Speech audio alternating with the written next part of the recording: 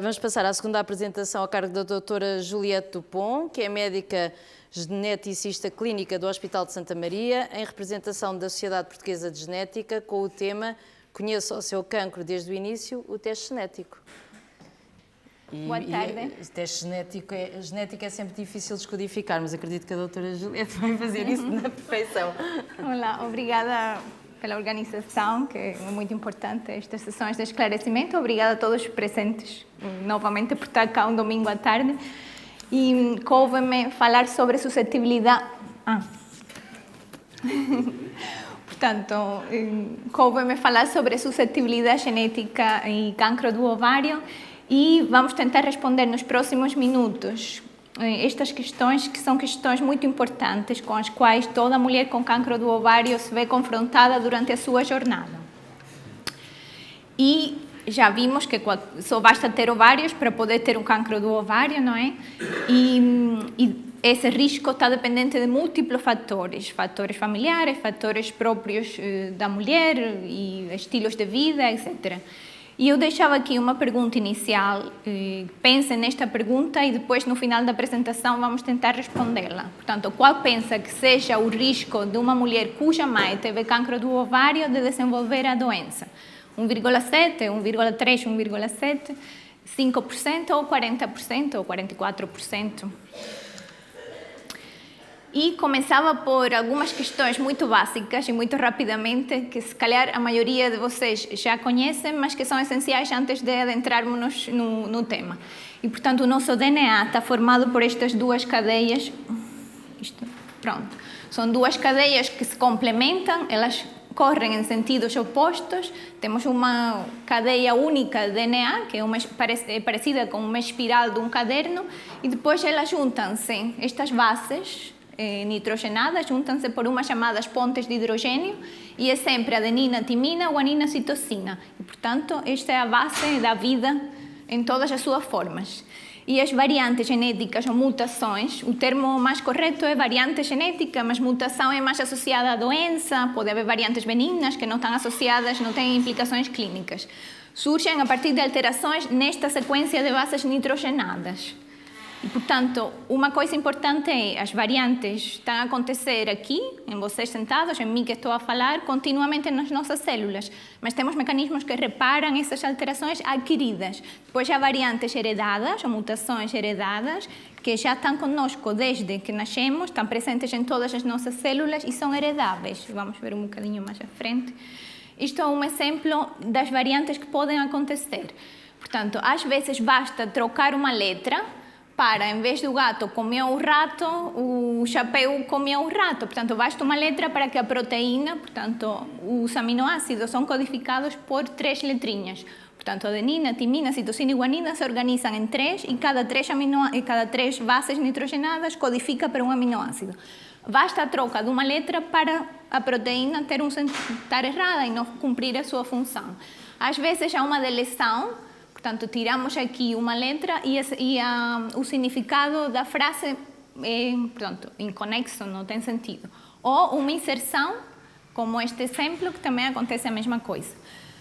A metodologia que nós usamos para identificar estas variantes é a sequenciação e MLPA ou outras técnicas. No fundo, a sequenciação permite determinar esta sequência que nós conhecemos e identificar se há uma troca numa dessas letras. Depois há outras técnicas que às vezes esquecemos, mas é importante que se complementem e fazer as duas técnicas, que é o MLPA, ou tem outros nomes, também há outras técnicas que podem ser usadas que permitem identificar a sequência está correta, mas há uma perda de um segmento, não é? Do gene, e portanto são técnicas complementares.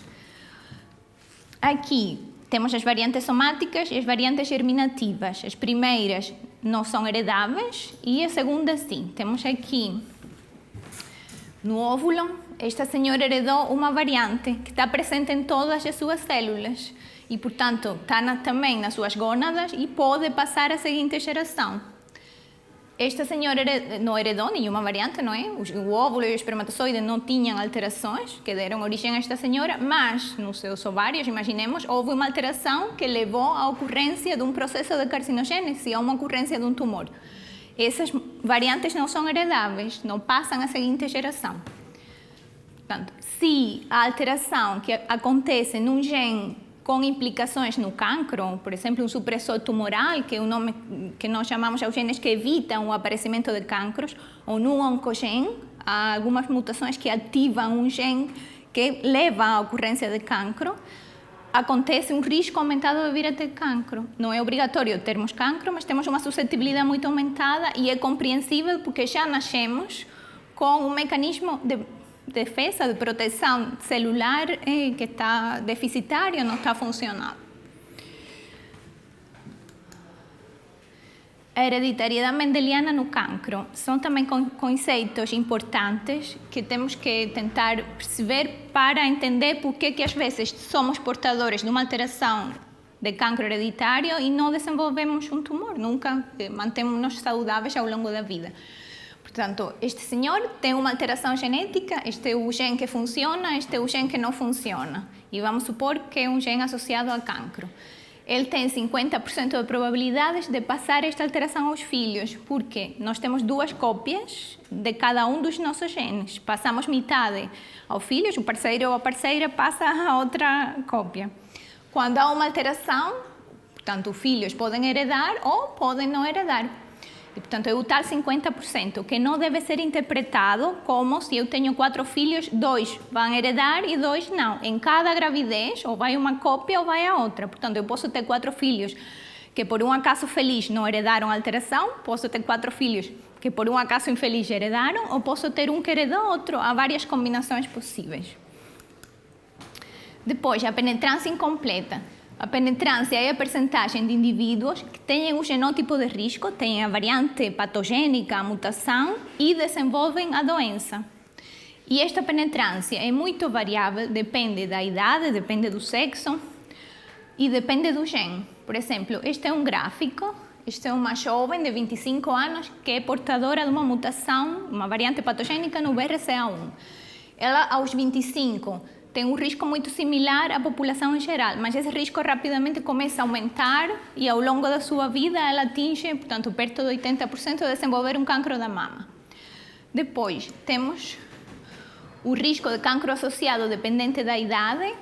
No BRCA1, por exemplo, o BRCA2, o risco é muito, tem por base o cancro da mama, o cancro do ovário, o cancro da próstata no homem, mas sempre há uma diferença entre um homem portador e uma senhora portadora, porque não tem ovários, o risco de cancro da mama está aumentado, mas nunca chega aos riscos de uma senhora. Um homem com cancro da mama, com uma mutação no BRCA2, pode chegar a ter um risco de 8 ou 10% de cancro da mama ao longo da vida, portanto, até um pouco inferior a uma senhora da população em geral.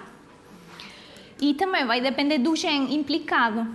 Por exemplo, para cancro do ovário, uma senhora com uma mutação, uma variante patogênica no BRCA1 tem um risco de 40 a 44% de cancro do ovário. Se a variante estiver no BRCA2, tem 17 a 20% de risco.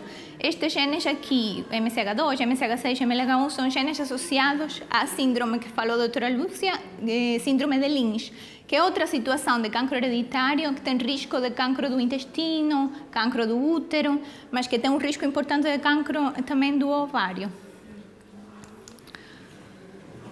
Pronto, todos temos 2 cópias dos genes BRCA, uma heredada da mãe e uma heredada do pai, como vimos, e os genes BRCA1 e BRCA2 codificam estas proteínas do mesmo nome, que são muito importantes na reparação de erros no DNA.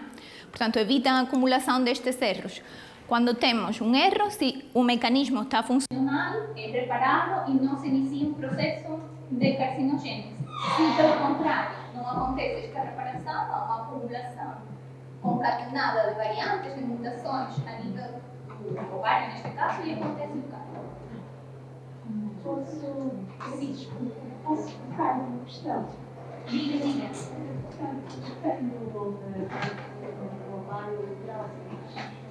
Vou Podemos fazer assim, vamos deixar a doutora Juliette terminar, porque não tive a oportunidade de colocarem questões, está bem? Pode ser? Assim tu vais com o microfone e tu também exercer depois da transmissão, pode ser? Então, no final voltas assim. Obrigada. Agora, a questão, qual é a prevalência de variantes patogênicas, mutações, nos genes BRCA no cancro do ovário? Mais ou menos 15, 20% tem uma variante patogênica heredável, portanto está presente em todas as células da mulher nestes genes. Mas, adicionalmente, 5% dos cânceres do ovário, sobretudo serosos de alto grau, têm variantes que são patogênicas, mas que estão presentes apenas no tumor. E, portanto, é muito importante ter isto em atenção. Podem haver variantes patogênicas, com implicações na doença e para a doente em si, mas que não são heredáveis e são dos mesmos genes.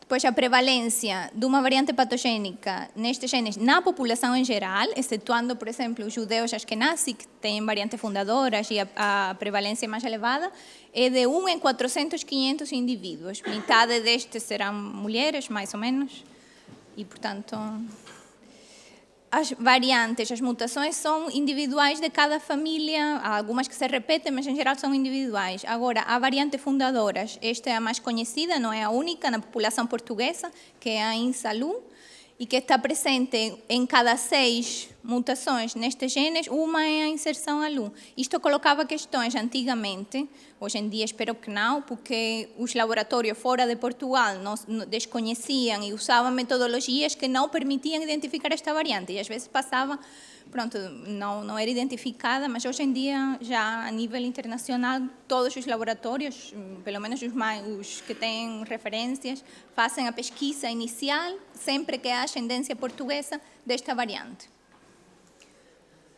Depois, já falamos os tipos de cancro do ovário, não é? Estamos aqui a falar dos epiteliais, do cancro do ovário, das trompas de falópio e do primário do peritoneu. E, portanto, a pergunta é: a que doentes oncológicos deve ser proposta a realização do teste genético? Como e quando?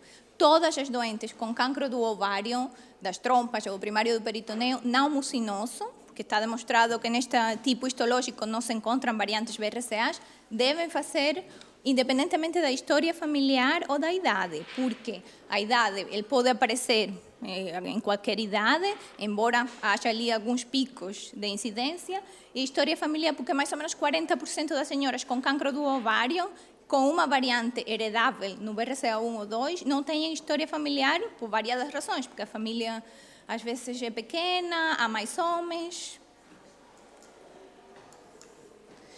Quando, logo que se faz o diagnóstico, sempre que haja recursos, mas isso tem que se capacitar os serviços e o sistema para isso, deve ser o antes possível. O estudo deve ser realizado preferencialmente no tumor, se disponível, às vezes o tumor é inoperável e tem que ser feito em sangue periférico. Portanto, recentemente houve consensos da Sociedade Portuguesa de Oncologia e os mínimos que devem ser feitos em todas as senhoras com cancros do ovário, com o tipo histológico, portanto, epitelial não mucinoso, portanto, o BRCA1, o BRCA2, a pesquisa de rearranjos, lembram-se do MMPA, às vezes há perdas de grandes segmentos do gene ou duplicações, portanto, tem que ser complementada isto no tumor, a sequenciação, e no sangue periférico, os rearranjos excluídos e a mutação fundadora também no sangue periférico. Portanto, isto é o mínimo. Há serviços que conseguem pedir o painel e se faz, para além dos BRCAs, estes outros genes. Daqui parecem importantes assim, os do Lynch, não é? Porque às vezes tem que...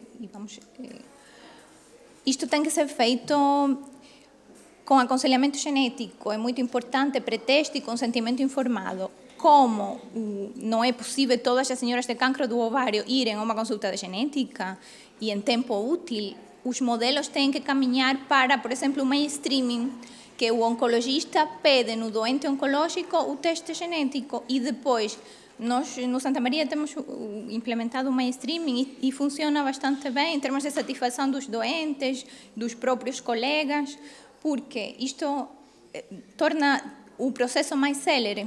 e só vão à consulta de genética os doentes em que se encontra uma variante, seja ela somática no tumor ou no sangue periférico, ou quando se encontra uma variante incerta, que eu já vou falar um bocadinho. Mas é essencial que seja feito. Isto são alguns exemplos, a doutora Lúcia também já mencionou, por exemplo, o endometrioide do ovário de células claras, devemos logo pensar, pode ser uma síndrome de Lynch, há história familiar de cancro coloretal, há cancro de endométrio na família, que é uma situação que é muito importante identificar. Pronto, e há outras situações mais raras, que a apresentação é mais cedo. Depois, quais são, se eu não tiver tempo, eu passo mais rápido, porque acho que se calhar...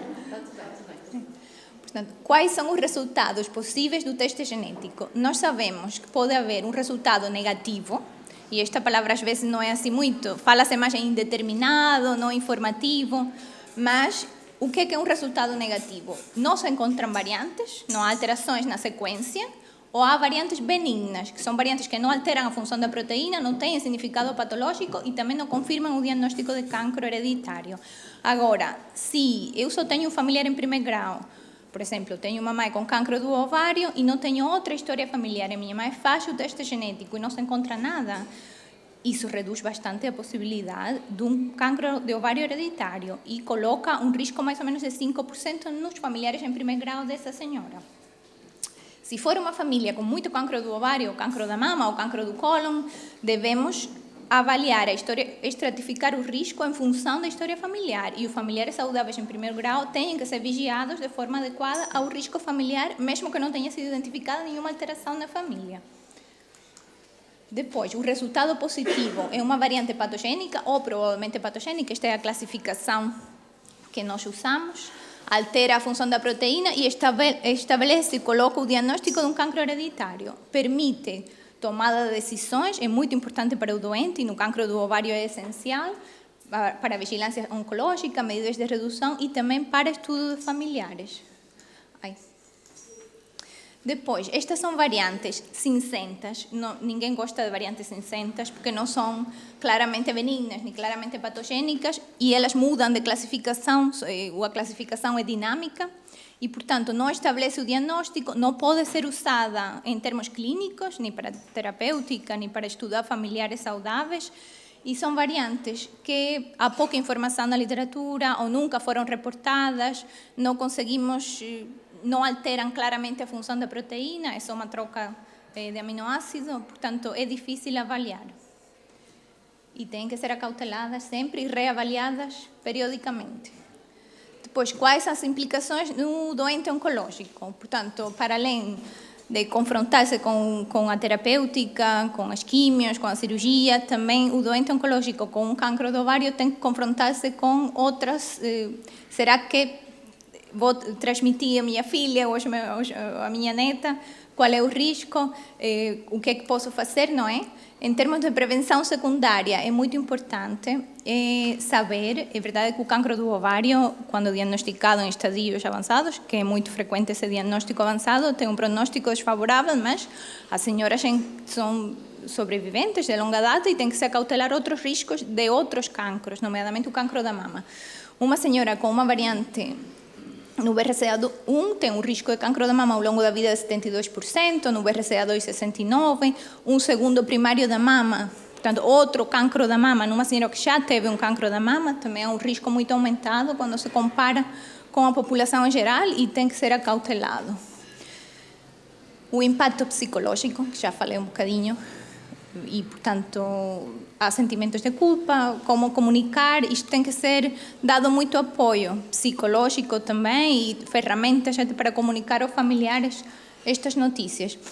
Eu deixava aqui, antes de continuar, este é um testemunho de uma doente portuguesa com cancro do ovário, uma sobrevivente de cancro do ovário, e ela diz que teve o diagnóstico um impacto nela, mas também na família, que permitiu saber o porquê de tanto cancro na sua família, várias pessoas positivas, fazer prevenção também, porque identificou pessoas saudáveis em risco, e ela deixa uma mensagem muito positiva, portanto, as estatísticas são más, não é?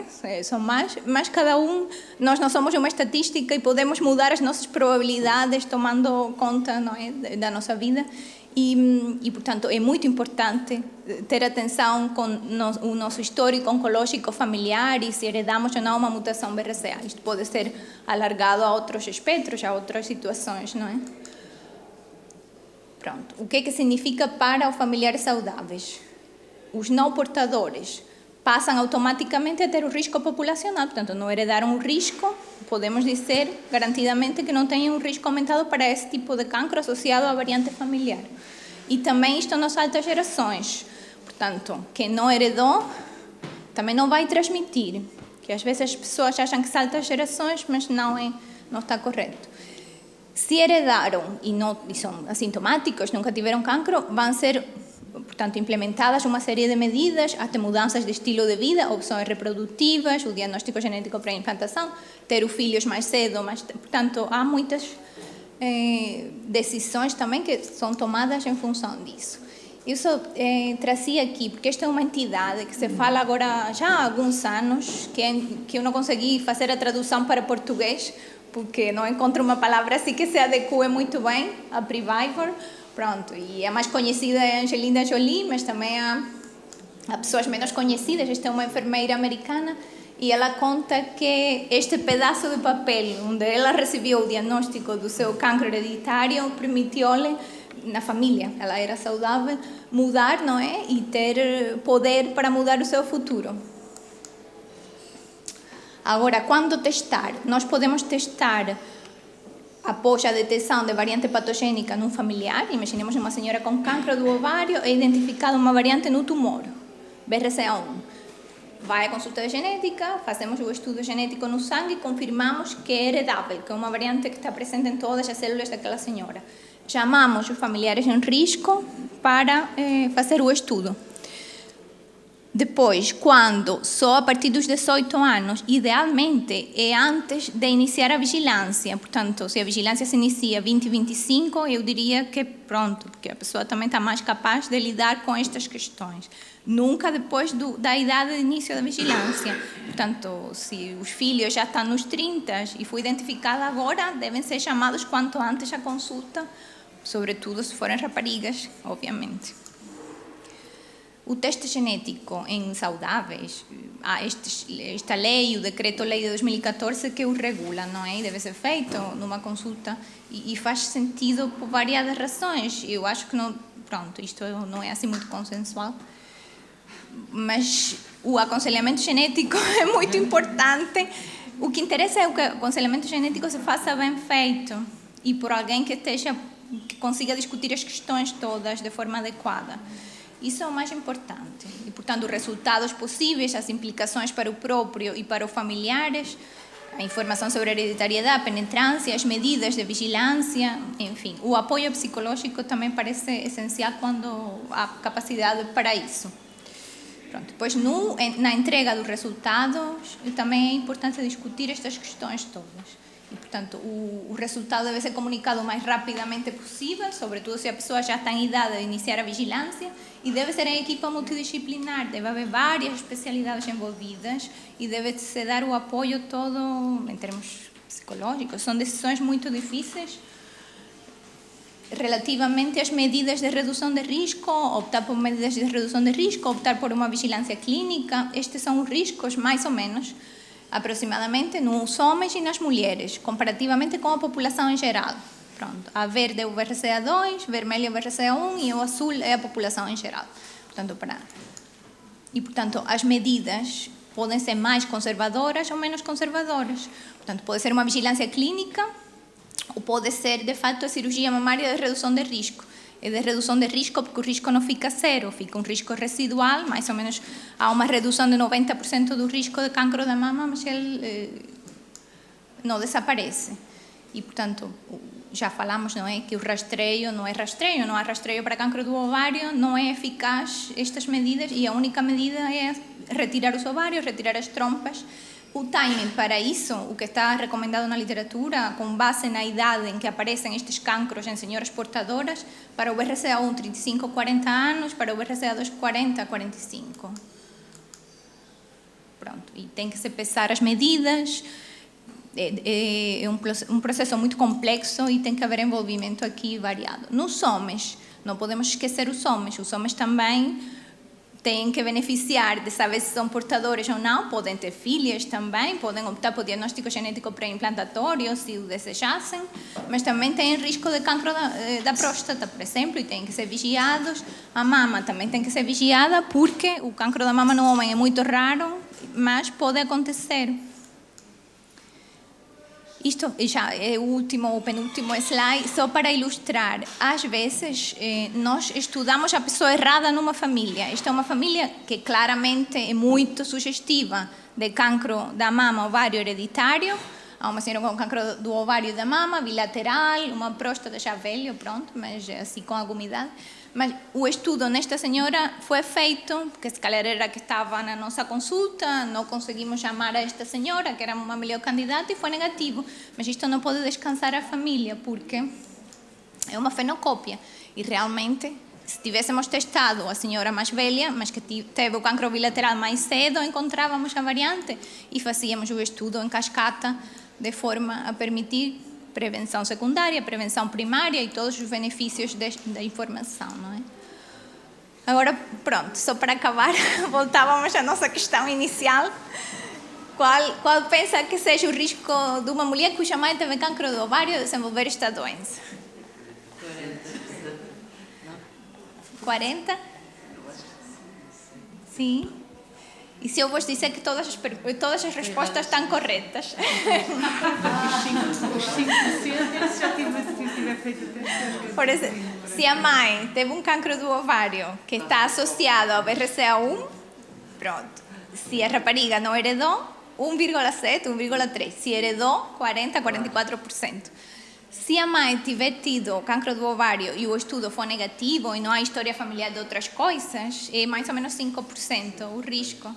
Está bem? Pronto, e uma mensagem final: o DNA não é o nosso destino, é só uma ferramenta muito útil. Nós somos muito mais do que a genética. Temos epigenética e temos outros fatores, portanto, temos que procurar ajuda. Há políticas, em geral, na Europa, que estão a dar passos agigantados na investigação para rastrear melhor, rastrear não existe rastreio, mas para identificar mais precocemente o cancro do ovário, para apoiar estas senhoras, enfim. E nas terapêuticas também. Obrigada. Obrigada.